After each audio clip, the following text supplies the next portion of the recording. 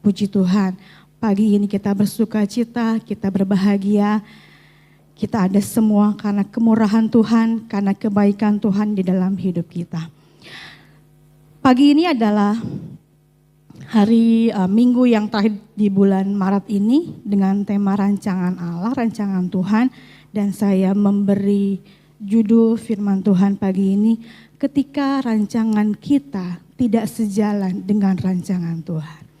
Ketika rancangan kita tidak sejalan dengan rancangan Tuhan. Kita buka di dalam Yesaya pasal yang ke-55 ayat yang ke-8. Yesaya pasal yang ke-55 ayat yang ke-8 sampai ayat yang ke-9.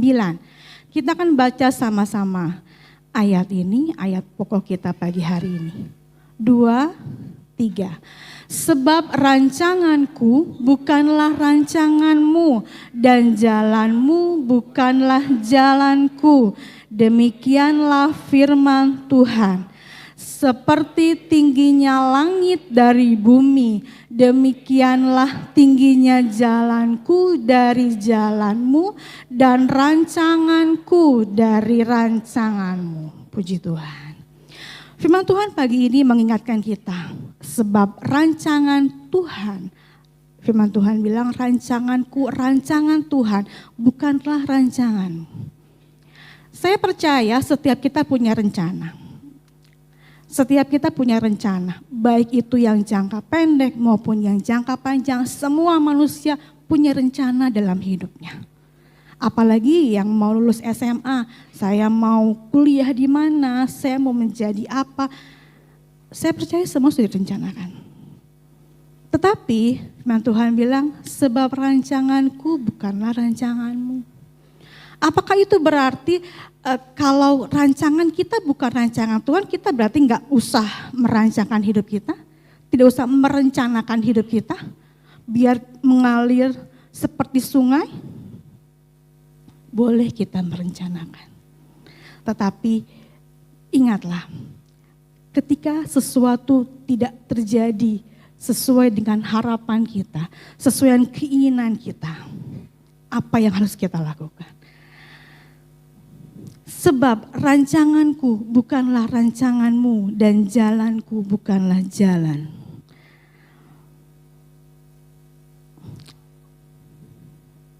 Punya rancangan yang indah. Kita punya rencana yang besar bagi keluarga mungkin, bagi pekerjaan mungkin, bagi usaha, bagi karir. Kalau kita melihat, kita membaca, mempelajari Alkitab tentang Yusuf yang bermimpi bahwa ketika masih remaja dia bermimpi, dia menjadi matahari dan bulan, dia menjadi sosok yang disembah oleh matahari, bulan dan bintang. Kemudian dia bermimpi bahwa satu hari dia akan disembah, dia akan disujud oleh orang-orang saudara-saudaranya. Tapi apa yang terjadi? Dia justru dimasukkan dalam sumur, dia dimasukkan dalam penjara. Segala sesuatu indah pada akhirnya.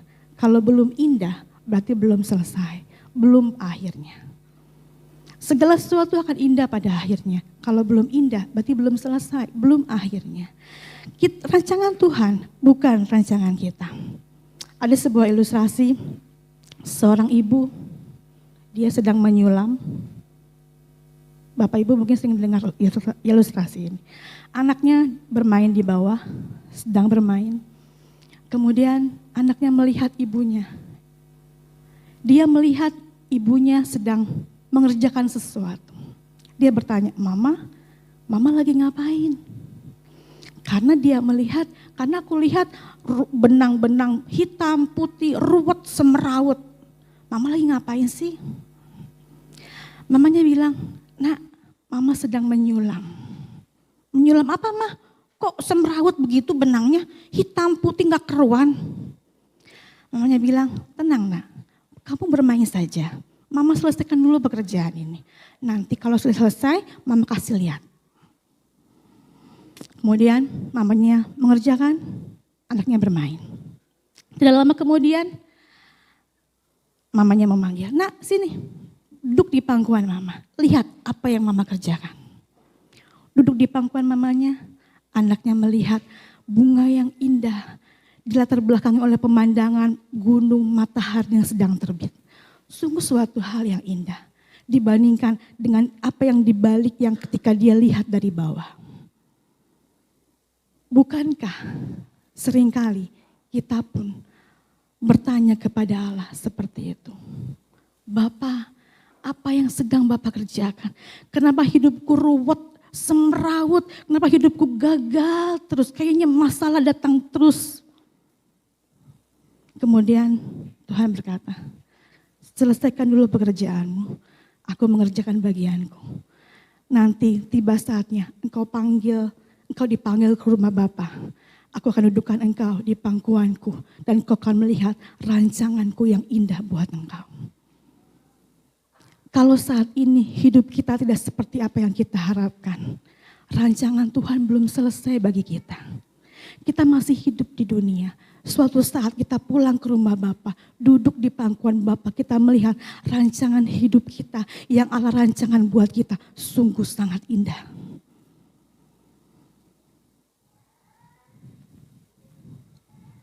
Oleh sebab itu, ketika rancangan kita tidak sejalan dengan rancangan Tuhan, apa yang harus kita lakukan? Ayat yang ke-6. Yesaya pasal yang ke-55, ayat yang ke-6. Sama-sama kita baca ayat yang ke-6. 2, 3. Carilah Tuhan selama ia berkenan ditemui. Berserulah kepadanya selama ia dekat. Ketika rancangan kita tidak sejalan dengan rancangan Tuhan, carilah Tuhan selama ia berkenan ditemui. Kata cari berarti ada satu usaha yang sungguh-sungguh untuk mencari Tuhan sampai kita mendapatkan Dia. Kalau kita melihat saat ini, kemarin waktu yang lalu ketika minyak goreng menghilang, banyak antrian mencari minyak goreng demi mendapat minyak goreng 2 liter. Sampai antrian kalau lihat di TV ya belok-belok sampai mengular katanya di jalan. Mereka mencari minyak goreng. Bagaimana usaha kita mencari Tuhan? Apa kita sungguh-sungguh seperti mencari minyak goreng? Atau cuma kalau ada waktu kita beribadah, ya kalau nggak ada acara saya ibadah. Ya kalau nggak ada sinetron saya berdoa. Ya kalau nggak ada tamu datang saya baca firman. Sesungguh-sungguh itukah kita mencari Tuhan? Ataukah kita mencari Tuhan cuma kalau ada waktu? Daripada diem bengong di rumah, ya udahlah kebaktian aja. Daripada bengong di rumah nggak ada kerjaan, ya udahlah ke gereja berdoa. Carilah Tuhan selama ia berkenan ditemui. Berarti suatu saat mungkin ia tidak berkenan ditemui oleh kita. Berserulah kepadanya selama ia dekat. Apapun yang terjadi dalam hidup kita, cari Tuhan, berseru, memanggil nama Tuhan. Berdoa, berseru dengan doa, permohonan dan ucapan syukur. Berseru memanggil nama Tuhan. Ketika rancangan kita gak sejalan dengan rancangan Tuhan, carilah Tuhan dan berserulah kepadanya. Ayat yang ke-7. Sama-sama dibaca. 2, 3. Baiklah orang fasik meninggalkan jalannya dan orang jahat meninggalkan rancangannya. Baiklah ia kembali kepada Tuhan, maka Dia akan mengasihaninya, dan kepada Allah kita sebab Ia memberi pengampunan dengan limpahnya. Cari Tuhan, berseru kepada Tuhan dan minta ampun kepada Tuhan. Berbalik dari cara kita yang salah. Sebab Ia memberi pengampunan dengan limpahnya. Kalau selama ini jalan kita salah, rancangan kita salah, tidak sesuai dengan kehendak Tuhan, tidak sesuai dengan firman Tuhan, berbalik, bertobat dari cara hidup kita yang salah. 1 Yohanes 1 ayat 9 berkata, jika kita mengaku dosa kita, maka Ia adalah setia dan adil. Ia akan mengampuni kita dan menyucikan kita dari segala kejahatan. Semerah apapun dosa kita, sebejat apapun kesalahan kita, kalau kita mau datang kepada Tuhan, berseru kepada Dia, minta ampun kepada Dia, bertobat, Dia akan memberikan kita pengampunan. Cari Tuhan, berseru kepada Tuhan, dan minta ampun. Ketika rencana kita nggak sejalan dengan rencana Tuhan, cari Tuhan, berseru kepada Dia, minta ampun sama Tuhan, bertobat. Ada satu kisah dalam Alkitab yang dia merasa rancangannya nggak sejalan dengan rancangan Tuhan. Kita buka Yunus pasal yang pertama.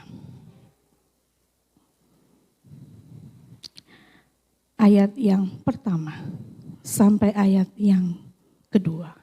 Saya bacakan, datanglah firman Tuhan kepada Yunus bin Amitai, demikian. Bangunlah, pergilah ke Niniwe, kota yang besar itu, berserulah terhadap mereka karena kejahatannya telah sampai kepadaku. Allah memberikan perintah kepada Nabi Yunus secara spesifik. Bangun, pergi ke Niniwe, mereka kota yang jahat, buat mereka bertobat. Kemudian ayat yang ketiga. Tetapi Yunus bersiap untuk melarikan diri ke Tarsis, jauh dari hadapan Tuhan. Ia pergi ke Yafo dan mendapat di sana sebuah kapal yang akan berangkat ke Tarsis. Ia membayar biaya perjalanannya, lalu naik kapal itu untuk berlayar bersama-sama dengan mereka ke Tarsis, jauh dari hadapan Tuhan. Dia tidak pernah merencanakan untuk dia pergi ke Niniwe. Meskipun perintah Tuhan, ayo pergi ke Niniwe. Dia malah kabur, lari ke Yafo dan naik sebuah kapal menuju ke Tarsis, jauh dari hadapan Tuhan, jauh dari rencana Tuhan. Pernahkah kita merencanakan sesuatu, tapi seolah-olah kayaknya Tuhan enggak nih kayak gini. Yunus malah pergi kabur dari hadapan Tuhan. Dia malah kabur ke Tarsis, bukan ke Niniwe. Ayat yang keempat. Tetapi Tuhan menurunkan angin ribut ke laut, lalu terjadilah badai besar sehingga kapal itu hampir-hampir terpukul hancur. Pernah kita dalam satu waktu dalam hidup kita berpikir, Tuhan, seandainya Tuhan memberikan A dan bukan B, hidupku gak akan seperti ini. Seandainya Tuhan memberikan apa yang aku rencanakan, hidup saya gak akan serumit ini. Pernah kita berpikir, bahkan seolah-olah kita menyalahkan Tuhan. Kok Tuhan begini sih? Saya udah setia loh datang setiap hari Minggu. Setia lo memberikan persembahan, setia lo berdoa, sehari 3 kali, makan pagi, makan siang, makan sore, berdoa setiap hari. Kok Tuhan masih memberikan hidup kayak gini buat aku? Seolah-olah kita menyalahkan Tuhan untuk setiap rencana di dalam hidup kita. Seolah-olah kita menyalahkan Tuhan karena Tuhan tidak menjawab doa kita. Kemudian kita lari dari Tuhan. Kita gak beribadah, kita gak berdoa, kita gak baca firman. Kita seolah-olah seperti Yunus kita pergi naik kapal menuju ke Tarsis bukan kepada perintah Tuhan. Tapi ayat 4 dikatakan Tuhan menurunkan angin ribut ke laut. Ketika kapal yang dinaiki oleh Yunus menuju ke Tarsis dan bukan ke Niniwe. Mereka menghadapi angin ribut, badai yang besar. Kalau pagi ini kita sedang menaiki kapal menuju ke Tarsis dan bukan ke Niniwe, jangan-jangan kita akan menghadapi badai besar. Bersiap-siaplah untuk menghadapi badai yang besar. Begitupun kalau saat ini kita sedang menghadapi badai yang besar dalam hidup kita, mungkin kita sedang ada di dalam kapal yang menuju ke Tarsis, bukan ke Niniwe. Tetapi Tuhan yang menurunkan angin ribut. Jangan menyalahkan cuaca, jangan menyalahkan orang-orang sekeliling kita kalau ada angin ribut yang besar. Mungkin saja itu karena kesalahan kita. Karena kita sedang menuju ke Tarsis dan bukan ke Niniwe. Karena kita sedang berbalik dari rencana Allah, bukan menuju pada rencana Allah. Ayat yang ke-5. Awak kapal menjadi takut, masing-masing berteriak kepada Allahnya. Dan mereka membuang ke dalam laut segala muatan kapal itu untuk meringankannya. Tetapi Yunus telah turun ke dalam ruang kapal yang paling bawah dan berbaring di situ, lalu tertidur dengan nyenyak. Ketika angin ribut yang besar, badai yang besar, semua awak kapal itu penyembah berhala, berseru memanggil Allah mereka. Justru nabi Allah, nabi dari Allah yang benar-benar Allah pencipta langit dan bumi, justru tertidur. Ketika itu terjadi, badai tetap ada dan tidak mereda. Ketika orang-orang berseru kepada Allah, apa yang kita lakukan? Tidur. Pertama, Yunus ini tidur secara rohani. Dia tidak melakukan perintah Tuhan. Kemudian dia tidur secara jasmani. Ketika angin ribut, dia malah tidur. Ayat yang ke-6. Datanglah nahkoda mendapatkannya sambil berkata, bagaimana mungkin engkau tidur begitu nyenyak? Bangunlah, berserulah kepada Allahmu, barangkali Allah itu akan mengindahkan kita sehingga kita tidak binasa. Ayat 7. Lalu berkatalah mereka satu sama lain, marilah kita buang undi supaya kita mengetahui karena siapa kita ditimpa oleh malapetaka ini. Mereka membuang undi dan Yunuslah yang kena undi. Pertama, badai yang besar menimpa, kemudian yang kedua dia kena undi. Tuhan membuat dia kena undinya. Ayat yang ke-12.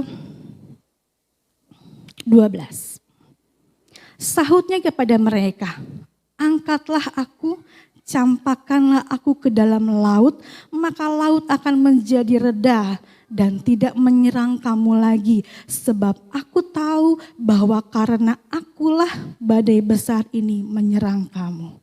Yunus akhirnya mengaku, Bapak-bapak, sayalah. Karena sayalah badai besar ini. Sayalah yang menyebabkan badai besar yang menyerang kamu. Campakkanlah aku dalam laut. Sebuah pengakuan dari seorang Nabi Yunus. Ketika rancangan kita tidak sejalan dengan rancangan Tuhan, mengakulah di hadapan Tuhan. Ketika badai besar itu melanda kita, ayo kita mengaku di hadapan Tuhan. Tuhan, aku yang sudah salah. Bukan karena cuaca, bukan karena orang-orang sekelilingku yang berbuat salah. Bukan karena si A dan si B yang berbuat jahat terhadap aku, sehingga badai besar menimpa aku. Tetapi akulah yang telah berbuat salah kepada Tuhan. Seringkali kita mengakibatkan orang-orang sekeliling kita, keluarga kita, orang-orang terdekat kita yang kita kasihi mengalami badai yang besar. Karena kita yang tidak melakukan firman Tuhan. Karena kita yang tidak melakukan rancangan Tuhan. Karena kita yang tidak melakukan kehendak Tuhan. Membuat orang-orang sekeliling kita, keluarga kita mungkin juga mengalami badai yang seperti kita alami. Oleh sebab itu, berbaliklah, carilah Tuhan, berserulah kepada Tuhan seperti yang Yunus lakukan. Nanti kita baca ayat yang ke-15. Kemudian mereka mengangkat Yunus lalu mencampakkannya ke dalam laut dan laut berhenti mengamuk. Tuhan itu Tuhan pencipta langit dan bumi, dia yang menguasai alam, dia yang menguasai badai. Sehingga ketika Yunus dicampakkan ke dalam laut, badai itu langsung berhenti. Yunus merasa bahwa memang sebab akulah yang mengakibatkan badai ini. Sehingga ketika dia dicampakkan ke dalam laut, badai itu langsung berhenti. Sehingga ayat 16, orang-orang itu menjadi sangat takut kepada Tuhan, lalu mempersembahkan korban sembelihan bagi Tuhan, serta mengikrarkan nazar. Orang di kapal yang penyembah-penyembah berhala melihat bagaimana dahsyatnya Tuhan kita. Ketika Yunus dibuang ke laut, dia diombang-ombingkan oleh laut, lalu badai itu langsung berhenti. Awak kapal langsung melihat, iya, Tuhannya Yunus benar-benar Tuhan pencipta langit dan bumi. Ketidaktaatan Yunus mempengaruhi banyak orang di kapal itu. Ketidaktaatan kita pun dapat mempengaruhi banyak orang di sekitar kita. Oleh sebab itu, mari kita mau melihat kepada rancangan Tuhan, kehendak Tuhan, perintah Tuhan, sehingga badai itu bisa berhenti dalam hidup kita. Ketika rancangan kita tidak sejalan dengan rancangan Tuhan. Yunus alami, dia mengalami badai, dia mengalami dibuang ke laut. Berbeda dengan loncat dari atas dari pinggir kolam ke kolam renang, beda. Ketika Yunus dibuang ke laut, lautnya lagi bergelora, lagi angin ribut, lagi badai yang besar, dia dibuang ke laut. Dia terombang-ambing di laut yang penuh dengan angin ribut. Ayat yang ke-17, maka atas penentuan Tuhan datanglah seekor ikan besar yang menelan Yunus, dan Yunus tinggal dalam perut ikan itu 3 hari 3 malam lamanya. Atas penentuan Tuhan ada angin ribut, atas penentuan Tuhan dia mendapat undi sehingga dia dibuang ke laut. Yang ketiga, atas penentuan Tuhan juga ada seekor ikan besar yang menelan dia. Ketika Yunus lari dari rancangan Tuhan, lari dari kehendak Tuhan, Tuhan tidak pernah meninggalkan dia. Dia selalu bersama dengan Yunus loh, meskipun melewati badai, meskipun ada ikan besar yang menelan dia, tapi Allah tetap mempengaruhi Allah. Allah tetap menyertai Yunus di dalam badai itu. Badai itu datang bukan untuk menghukum Yunus.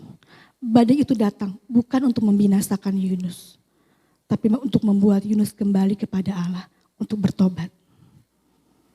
Mungkin dalam hidup kita ada badai dalam hidup kita. Percayalah, itu bukan penghukuman dari Tuhan. Itu bukan untuk membinasakan kita, tapi untuk mengingatkan kita, yuk kita kembali kepada Tuhan. Ayat yang pertama, pasal yang kedua. Berdoalah Yunus kepada Tuhan Allahnya dari dalam perut ikan itu. Ketika Yunus dalam perahu, semua orang sedang berdoa kepada Allah mereka masing-masing, Yunusnya tidur. Tapi dalam perut ikan, dia berdoa. Ibu-ibu mungkin pernah membersihkan ikan, sebelum dimasak bersihin ikan. Apakah perut ikan itu wangi? Harum semerbak? Tentu tidak, bau amis. Yunus dalam perut ikan, bagaimana amisnya di situ. Tidak ada air bersih, tidak ada makanan, dan 3 hari 3 malam dia di situ. Tapi justru disitulah dia berdoa. Dia berseru kepada Tuhan. Dia mencari Tuhan.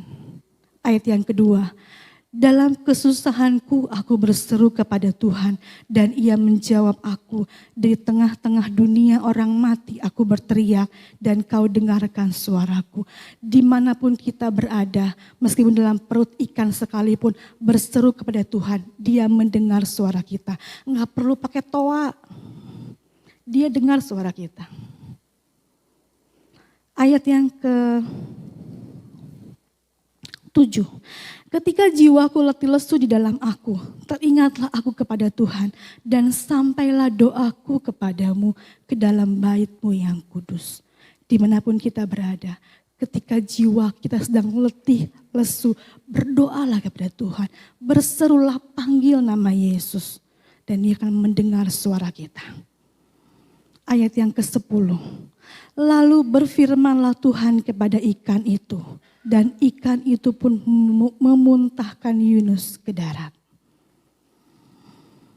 Kalau kita perhatikan ayat ini, kayaknya Yunus lebih berontak dibandingkan ikan. Tuhan memerintahkan ikan untuk memuntahkan Yunus, nurut loh dia. Ikan itu nurut loh kepada Tuhan, dibandingkan Yunus enggak nurut sama Tuhan. Bagaimana dengan kita?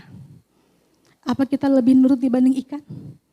Atau kita seperti Yunus yang enggak mengikuti kehendak Tuhan? Kalah sama ikan besar yang menelan Yunus. Yunus Meskipun dia jauh dari hadapan Tuhan, melarikan diri dari hadapan Tuhan, tapi Tuhan menyertai dia. Meskipun melewati badai, meskipun melewati angin ribut yang besar, meskipun melewati ikan besar yang menelan dia, tapi Tuhan tetap mempengaruhi kehidupan Yunus. Tuhan tetap ikut campur dalam kehidupan Yunus. Tuhan tetap terlibat dalam kehidupan Yunus. Dia gak pernah meninggalkan Yunus. Tapi Yunus harus diberikan sedikit pelajaran. Supaya dia teringat, dia mengingat kembali Tuhan dan berbalik kepada Tuhan. Badai yang timbul karena ketidaktaatan kita mungkin sangat ganas. Tapi kita harus meninggalkan kapal yang menuju Tarsis itu dan berbalik kepada Niniwe, menuju Niniwe, berbalik kepada Tuhan yang kita sembah, Tuhan yang mempunyai rancangan yang indah buat kita.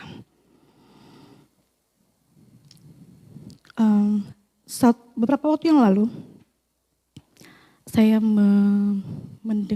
mendengar sebuah kesaksian dari seorang ibu. Ibu ini bersaksi, dia punya seorang suami, dia punya 2 orang anak, dan dia sangat-sangat merencanakan hidupnya. Ibu ini adalah seorang istri dari perwira TNI, dan dia sejak muda dia sudah merencanakan hidupnya. Dia mau ketika masa tuanya dia adalah masa tua yang nyaman dan sejahtera. Dia merencanakan ketika suaminya pensiun, suaminya berada di pangkatnya jenderal, supaya pensiunnya besar dan dia hidup dengan nyaman di masa tua. Kemudian dia sangat mendukung suaminya dengan segala pekerjaannya. Dia punya seorang anak perempuan, dari kecil dia menginginkan, dia merencanakan anaknya untuk menjadi seorang dokter. Dari SD ikut les ini, les itu, SMA dia masukin ke jurusan IPA. Kemudian anak yang kedua laki-laki, dia merencanakan anaknya untuk menjadi seorang businessman, pengusaha, sukses. Sehingga dia ikut les ini, les itu, begitu SMA masuk jurusan IPS. Dia berdoa kepada Tuhan, Tuhan inilah rencanaku. Tuhan berkati rencanaku. Supaya masa tuaku menjadi masa tua yang nyaman dan sejahtera. Kemudian waktu berganti, hari berganti hari, tahun berganti tahun. Suatu hari, singkat cerita, anaknya yang perempuan ini ya masuk kedokteran ya. Fakultas kedokteran itu gak gampang. Baik dari segi biaya, besar maupun dari masuknya dia susah karena banyaknya persaingan. Tapi ketika anaknya masuk kedokteran, dia berhasil fakultas kedokteran, ibu ini bersyukur, Tuhan terima kasih anak saya mau menjadi seorang dokter. Di suatu waktu ketika suaminya perjalanan dinas, perjalanan dinas, suaminya ini di luar kota, suaminya demi menolong seorang nenek tua, nenek memang tua ya seorang ibu tua, nenek tua yang mengalami sebuah peristiwa dan ditolong oleh bapaknya, suaminya ini, sampai bapak ini jatuh dan entah bagaimana ceritanya sampai dia mengalami stroke akhirnya. Ya sudah hilang. Kemungkinan untuk menjadi pangkat jenderal itu hilang. Karena dia harus pensiun dini. Ibu ini dia menangis kepada Tuhan. Tuhan, bukankah menolong seorang nenek tua itu perbuatan yang baik? Kenapa suami sama jadi seperti ini? Bukankah Tuhan sudah memberkati rencanaku untuk menjadi masa tua yang penuh nyaman dan sejahtera? Kenapa suamiku harus pensiun dini dengan sampai sakit stroke? Tapi ibu ini tetap dia melayani suaminya, tetap dia beribadah, dia tetap berdoa kepada Tuhan. Dia berpikir 2 anaknya masih bisa. Di satu waktu anaknya yang perempuan datang kepada mamanya ini. Mama, aku gak sanggup, Ma. Jadi dokter itu berat, Ma. Aku gak sanggup, Mama. Belum menjadi boro-boro profesi dokter. Sarjana kedokteran pun dia belum nyampe. Baru setengah kuliah, setengah perjalanan. Mama, aku gak sanggup, Ma. Mama, aku takut lihat darah. Mama, aku gak mau pegang mayat. Aku gak berani, Ma. Akhirnya mamanya, ya udah, kamu mau jadi apa? Dia keluar kuliah. Dia mau jadi seorang guru. Anaknya yang kedua, yang laki-laki, berhasil menjadi sarjana di jurusan bisnis. Ibunya ini senang, bangga. Anaknya menjadi lulus seorang sarjana. Tapi setelah diwisuda, datang ke mamanya. Mama, saya sudah memenuhi permintaan Mama menjadi seorang sarjana bisnis. Tapi saya gak mau dirikin perusahaan, Ma. Bukan itu hati saya, bukan itu passion saya.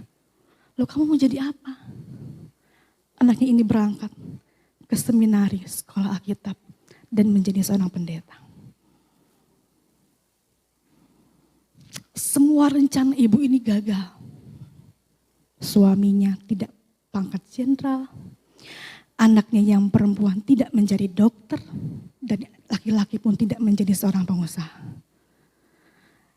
Dia berkata, semua rencana saya gagal. Yang saya susun, saya doakan sejak muda, semua rencana saya gagal. Tapi saya bisa berkata hari ini, bahwa saya tetap hidup nyaman dan sejahtera. Bukan karena suami saya, bukan karena anak-anak saya, tapi karena Tuhan Yesus yang bersama dengan saya. Bapak, Ibu, Saudara, ketika rancangan kita gak sejalan dengan rancangan Tuhan, jangan tawar hati, jangan patah hati. Percayalah, Tuhan punya rancangan yang jauh lebih indah daripada punya kita. Ketika rancangan kita gagal, minta tolong kepada Tuhan, tolong bantu kita untuk melihat tetap tangan kasih-Nya buat kita. Dia tetap bekerja buat kita. Meskipun di tengah rencana kita yang gagal mungkin. Kita semua punya HP ya. Saya nggak bisa paham bagaimana cara kerja HP. Kok bisa dia kirim gambar, dia kirim foto, dia bisa telepon. Apalagi kalau HP yang kecil. Kok bisa ya telepon, bahkan sampai ke luar negeri telepon. Kok bisa ya? Saya nggak mengerti bagaimana caranya komputer, laptop bisa menghasilkan, saya bikin dokumen, bikin segala macam. Kok bisa ya? Saya nggak mengerti cara kerjanya. Tapi meskipun saya nggak mengerti cara kerja teknologi ini, saya tetap percaya bahwa ketika saya kirim foto ke seseorang, foto itu nyampe ke dia. Ketika saya telepon seseorang, saya bisa mendengar suara dia. Begitupun dengan kita. Meskipun kita tidak memahami rencana Tuhan, kita nggak bisa memahami bagaimana cara kerjanya Tuhan, itu tidak menghambat kita untuk mempercayai bahwa kasih-Nya tetap ada buat kita. Meskipun kita nggak mengerti Tuhan, rancangan Tuhan buat saya itu seperti apa, tapi itu tidak menghambat kita. Kita masih bisa tetap mempercayai Dia bahwa Dia telah bekerja dalam hidup kita. Saya akhiri dengan sebuah kesaksian pribadi. Tahun 97 saya lulus SMA. Tahun 97 udah tua ya. Tahun 97 saya lulus SMA dan saya mau kuliah. Papi bilang, sekolah Alkitab, gak usah kuliah. Ngapain sih kuliah? Papi itu paling anti sama kuliah teologi gitu, paling gak mau. Gak usah kuliah lah, sekolah Alkitab aja. Nanti juga, Vena bisa melayani di sini. Sebenarnya saya gak mau. Kenapa sih gak mau sekolah Alkitab? Gak mau. Dari kecil, saya lihat pengerja itu praktik dari sekolah Alkitab. Setahun mereka di sini, 2 tahun mereka di sini, dan yang 6 tahun paling lama. Saya melihat mereka serba bisa gitu. Di dapur bisa masak, nyapu ngepel gereja bisa. Dulu ada ibadah pertengahan minggu, hari Rabu, jam 5 sore. Tiba-tiba telepon jam 4 datang. Om, saya gak bisa pelayanan pimpin pujian. Oh iya, papi langsung nyuruh pengerja, kamu pimpin pujian. Jam 4 disuruh, jam 5 harus pimpin pujian. Ibadah pertengahan minggu kalau nggak ada tamu, kami lagi sarapan jam 8, jam 9 gitu. Papi langsung tunjuk, nanti kamu bawa firman ya. Wah, langsung tunjuk tembak door. Dan saya bilang, saya nggak bisa. Kan nanti diajarin sekolah kita, nggak bisa, nggak mau. Akhirnya papi bilang, ya udah kuliah. Tahun 2002 saya lulus kuliah, pulang. Papi bilang, kalau sampai bulan Agustus itu penerimaan sekolah kita. Kalau sampai bulan Agustus tidak terima kerja sekolah kita. Saya bilang, saya nggak mau. Akhirnya saya terima kerja. 2002 sampai 2004. Pada tahun 2004, suatu pagi jam 5 subuh hari Minggu, saya masih ingat sekali. Jam 5 subuh papi telepon saya. Rena, keluar kerja. Waktu itu saya 2002 itu saya kasih, ketika papi suruh saya sekolah kitab, saya bilang, saya nggak mau pi, sekolah kitab nggak mau, teologi aja saya bilang. Kuliah lanjut teologi ya. Ngapain sih sekolah kitab cukup, nggak usah teologi ya. Nah di tahun 2004 itu, saya tahu persis papi nggak mau saya sekolah teologi ya. Tahun 2004 itu papi bilang, Vena keluar kerja, pulang ke Ciamis, bantu papi di Ciamis, belajar bagaimana caranya melayani. Dan Vena mau sekolah teologi di mana, sok pilih. Tumben amat papi bilang sekolah teologi ya. Papi tuh gak pernah izinin sekolah teologi ya. Akhirnya karena sudah boleh sekolah teologi ya, mau tidak mau, saya bilang memang itu, saya minta tanda dari Tuhan. Kalau memang saya harus pulang ke Ciamis, teologi ya boleh. Karena saya berpikir, saya merasa papi itu paling tidak mau sekolah teologi ya. Ini saya pilih teologi ya. Saya pulang ke Ciamis 2004. Dan tahun 97 papi sudah nyuruh saya sekolah Alkitab. Saya tidak pernah mau. Dan akhirnya tahun 2020 saya sekolah Alkitab. Ketika pandemi ada, sekolah kitab online. 23 tahun baru saya mengikuti permintaan papi. Ketika papi sudah gak ada. Lebih jahat dari Yunus kayaknya ya. Tapi jangan ikutin saya.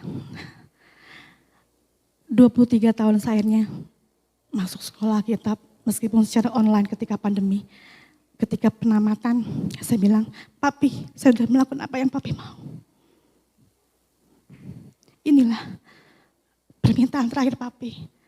Saya masuk sekolah kitab, puji Tuhan. Saya bisa melakukannya. Puji Tuhan, ketika rancangan gagal ketika rancangan kita gagal, kita tetap masih bisa melihat tangan kasih Tuhan dalam hidup kita. Terakhir buat kita, Roma pasal yang ke-8. Ayat yang ke-28.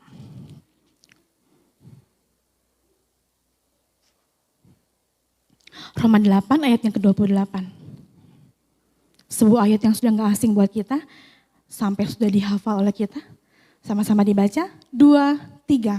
Kita tahu sekarang bahwa Allah turut bekerja dalam segala sesuatu untuk mendatangkan kebaikan bagi mereka yang mengasihi Dia, yaitu bagi mereka yang terpanggil sesuai dengan rencana Allah. Percayalah, ketika rencana kita gagal mungkin, Tuhan tetap turut bekerja di dalamnya untuk mendatangkan kebaikan buat kita. Ketika rancangan kita enggak sejalan dengan rancangan Tuhan, carilah Tuhan, berserulah kepada Dia, berbalik dari jalan kita yang salah. Dan kita akan melihat tangan kasih Allah dicurahkan buat kita. Dia tetap turut bekerja dalam hidup kita untuk mendatangkan kebaikan buat kita. Puji Tuhan, semoga menjadi berkat bagi kita semua. Kita tundukkan kepala, satukan hati, kita berdoa.